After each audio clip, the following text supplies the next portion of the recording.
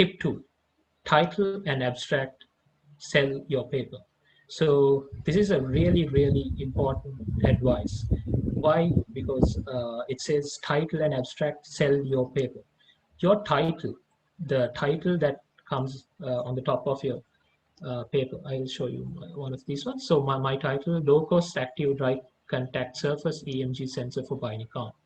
That title sort of gives you a idea of what I have done in this paper. It's low cost. It's an active dry contact sensor. You may understand that some sort of a sensor. EMG is for muscle signals, and it's for a bionic arm. So anyone in the engineering domain who reads that title sort of gets the idea that this person is talking about something like this.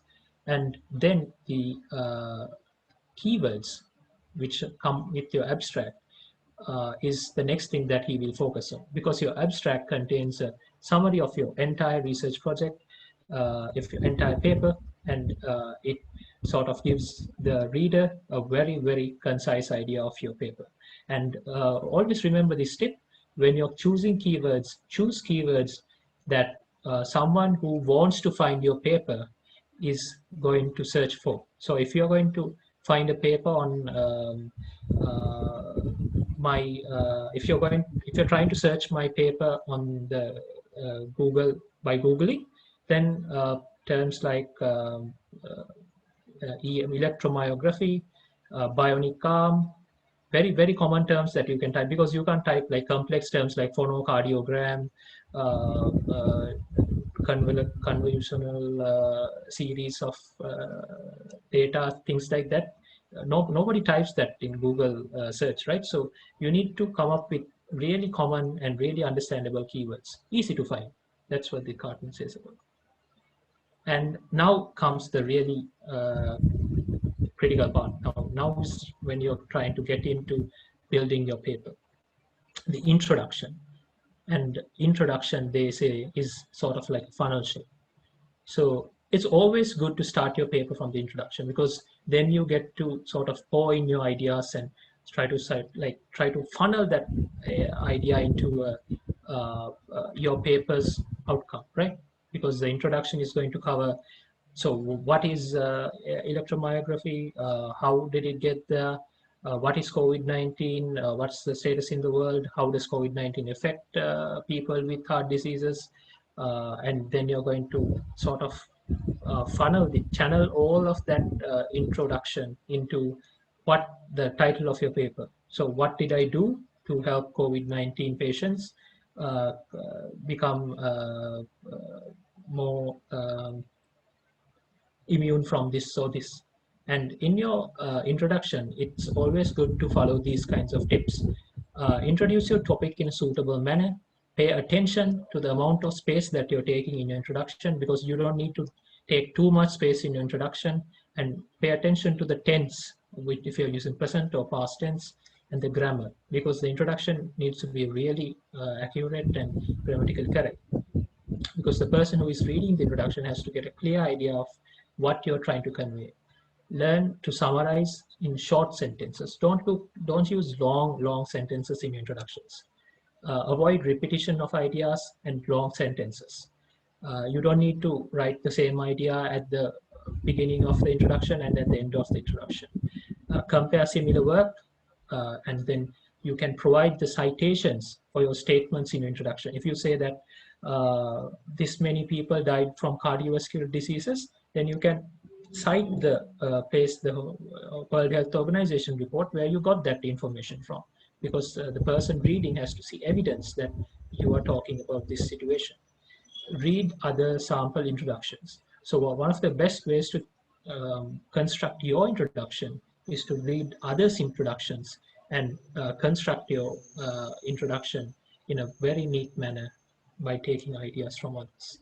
So it's about sort of getting that funnel shape and making sure that you have very, very neat introduction that you can be proud of.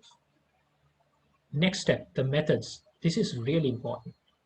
A very, very good study design in your method is very important, because it sort of gives the reader the idea where you were inspired from, where you started from, and how you chose to do this work that you did. And if you have a supervisor or a guide who is much more experienced than you, he would be a really good support in writing the methods for you, methods with you.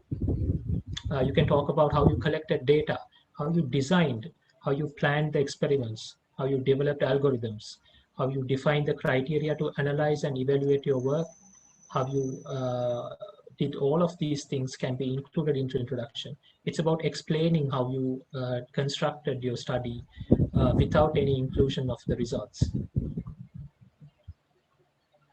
Tips. Tip 5 is for results.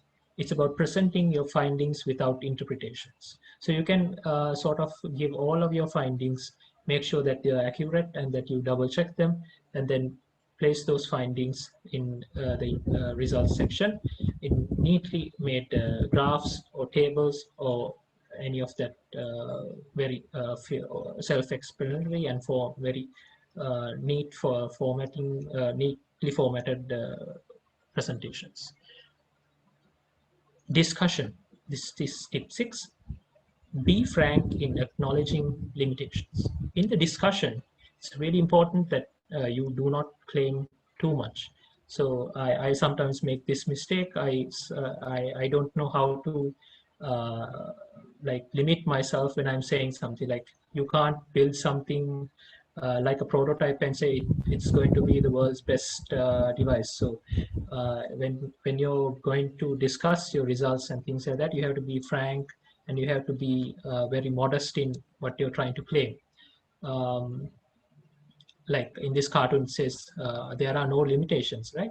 And he said well those are separated in a, those are summed up in a separate appendix, and it's clear in research that there are so many limitations when it comes to doing the research, and I think many of you are quite experienced about this, how many problems and how many obstacles that you can face that limit the amount of research output that you can gain. So it's okay. It's okay to be frank and acknowledge the limitations in your discussion. Tip 7: tables and figures. I'm very keen on this section, and I want to give you sort of a like personal opinion. One of my supervisor, when he was training us to write our first paper, he sort of told us that some of the great research publishers he knew, before they started their paper, they would finalize the figures, because figures are sort of like the strength of your paper. If you have like figures that are so nicely made and really self-explanatory, then your paper would look really nice, would be really appealing, and would be really easy to understand for reviewers and for people who refer to it. Some people even say you can just understand the entire paper by looking at the figures. So that's how good your figures can be made to make a great research paper. So when you're making figures, you can refer to these tips. All the figures should be self-explanatory, and you should put labels in your figures if necessary.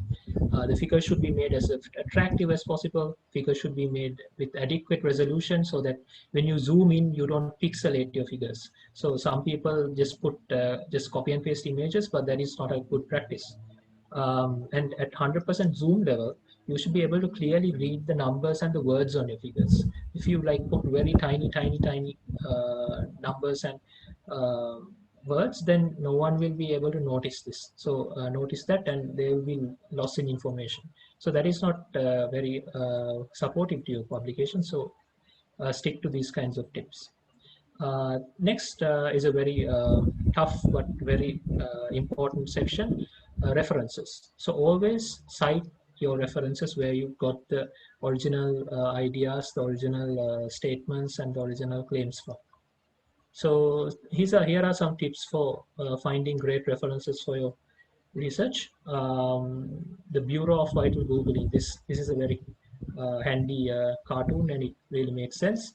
Google Scholar and like normal Googling is a really great way to find research papers based on the keywords that you want to search. You put in the keywords and you find great papers. Like, so here's an example. I searched about deep learning, and there are so many papers on deep learning, and you can like go by year or go by different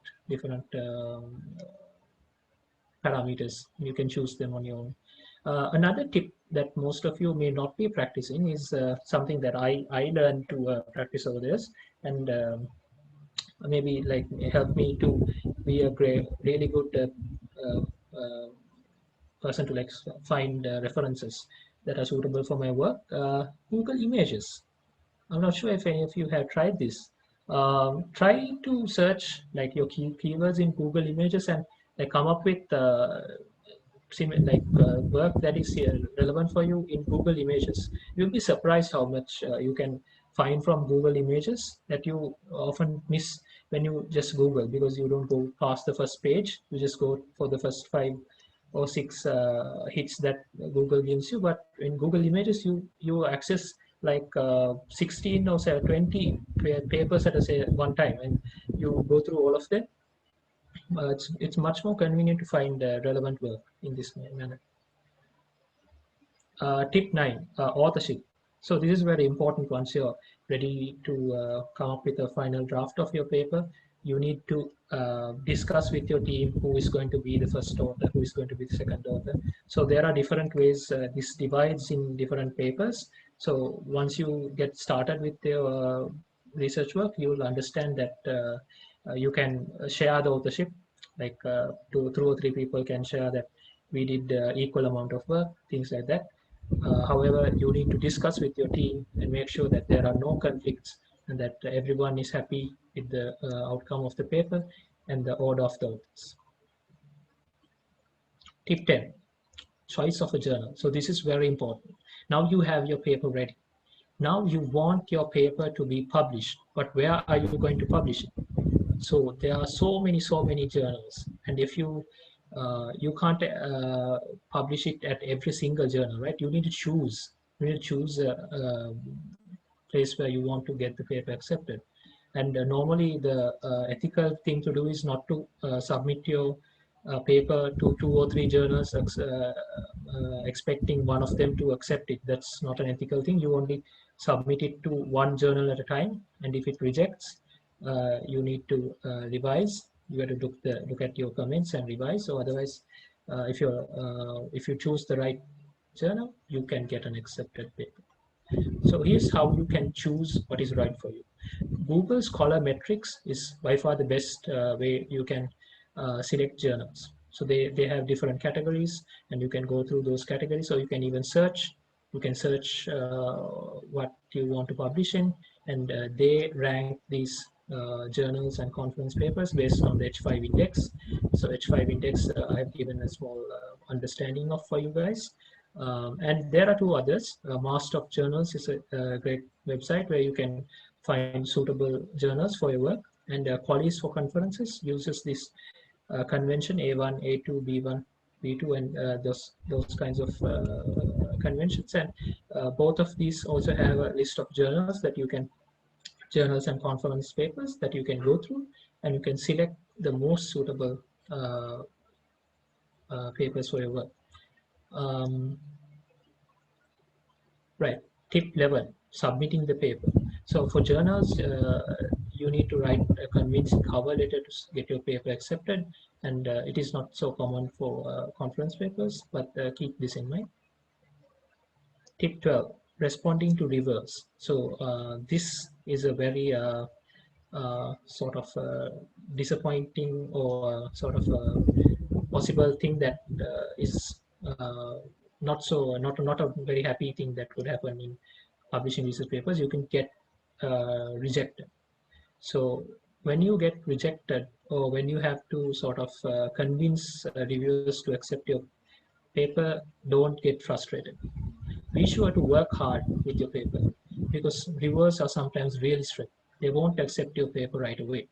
So basically, you need to convince reviewers to accept your paper. So you need to work hard, get nice figures, put the right references, do the right study design, and you have to work on getting a nice paper uh, out of the process. So I'll just show you.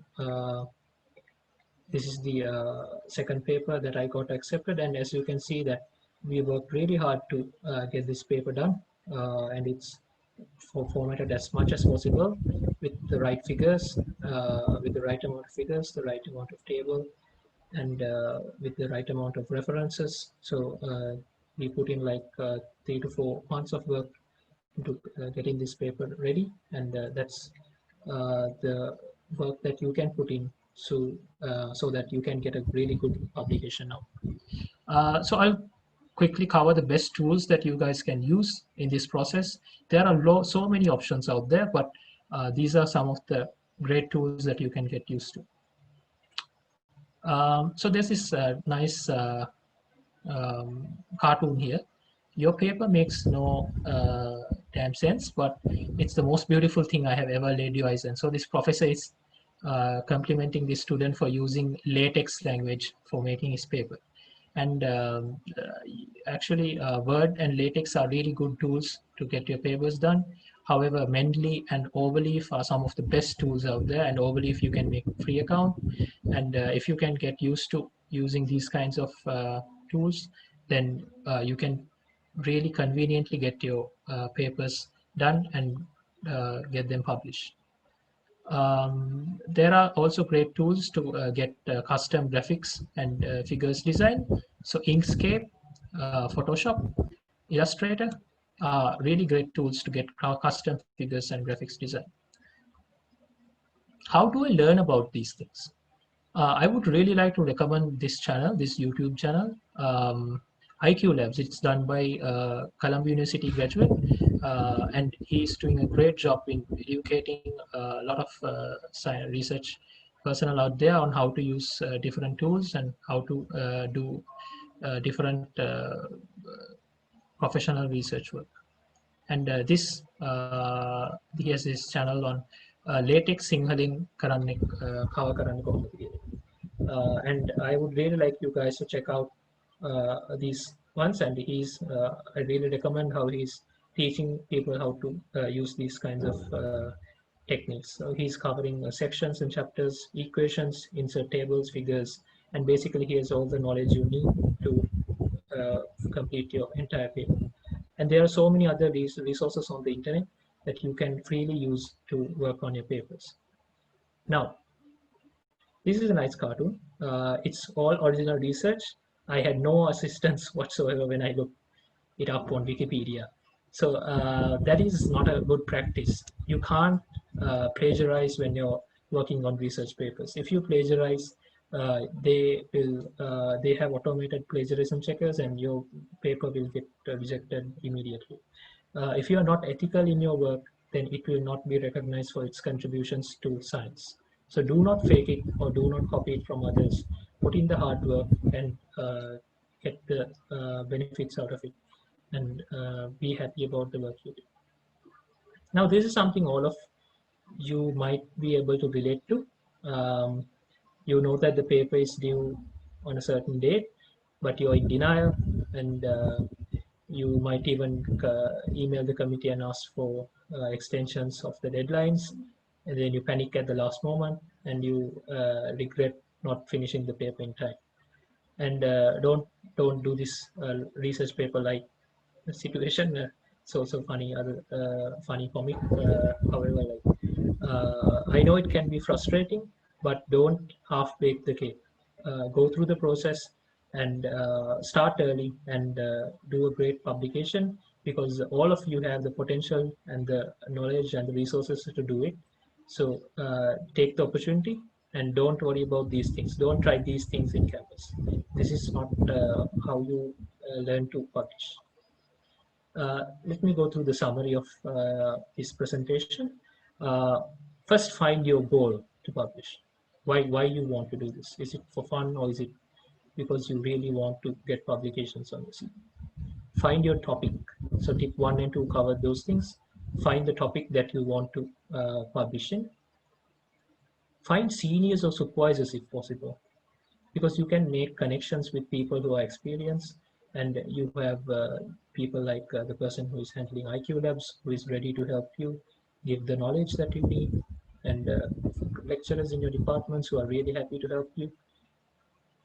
Start your work early to avoid delays. This is really important. You have to plan your work early, and you have to get your co-authors to work on it early, because these are really good practices if you want to do a really good job with your paper. Follow the tips 3 to 15. You have to go through the few iterations and work hard and develop the paper. So you might have to go from 3 to 15, 3 to 12 a few times, but it's okay. End of the day, you will publish that paper. And finally, you have that publication. And that is the truly the goal of doing a research project, and getting your findings and your ideas under your name, because you have something that belongs to you under your name, and it's going to be on the internet, and it's going to be really valuable, and other people are going to appreciate you for this kind of uh, work. Let me give you a small story that really inspired me in my final year. The in the batch above us, in the batch immediately above us, a person called Vinod Jayasundara and his team published in CVPR, which was the world #1 conference. It's the world's #1 conference, and they were able to get a publication in that conference. When they went to present their paper, someone in the conference who was really impressed by this work approached Vinod and asked, which country are you from? And Vinod said, I'm from Sri Lanka. And what he responded was, uh, can Sri Lankans do publications like this? So they were really surprised that Sri Lankans were able to do this kind of amazing publications. And I think all of you can do that kind of publications if you put in the work and the correct procedures into this journey. And ISC 2021 Morocco is an amazing platform, an amazing opportunity for you guys to start working on this. It's just this many days away, and you guys can submit a conference paper or abstract and get kickstarted on. Take away that intimidating notion, because you guys can do this. I've given you some of the brief steps that you guys need, and the rest is up to your determination. So take the opportunity of ISC 2021. We have amazing organizing committee, and thank you so much for attending. And I would like all of you to at least begin your journey. Think about starting your journey today. You can use these slides. You can contact me if you want. I'll try to help you guys next month when I get free. And do your best, and I hope you all get research publications, accepted research publications in the near future. Thank you very much.